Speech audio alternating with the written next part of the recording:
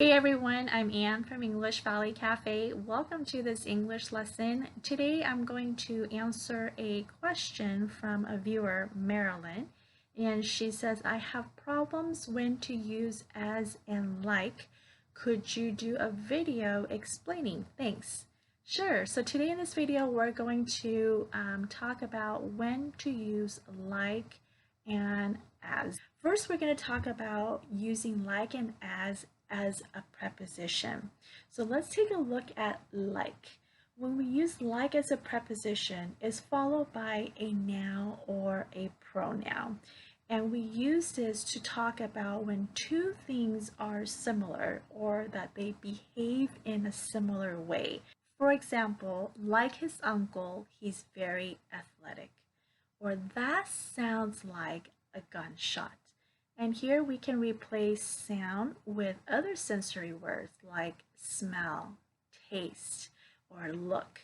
So for example, that smells like a rotten egg.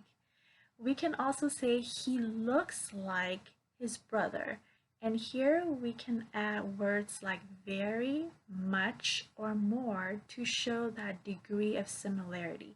So for example, he looks very much like his brother, or he looks more like his brother. You could also use like to give examples. The kids love sugary drinks like apple juice.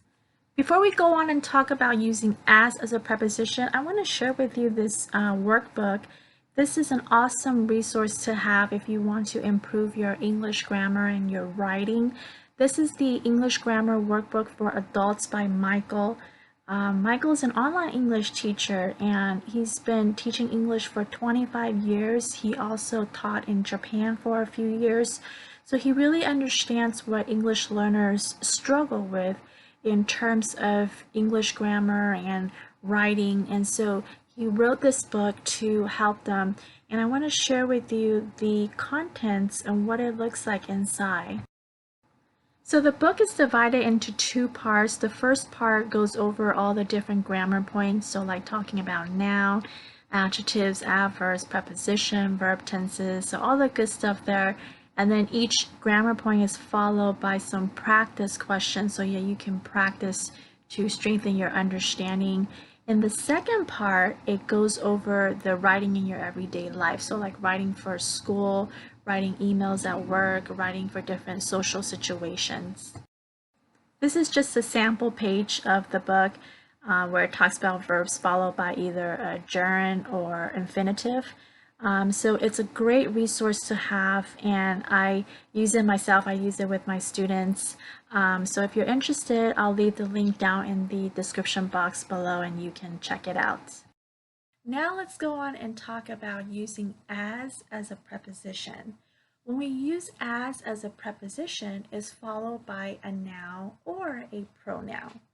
But we use it to describe the job or the role or function of something. So for example, I worked as a writing tutor in college.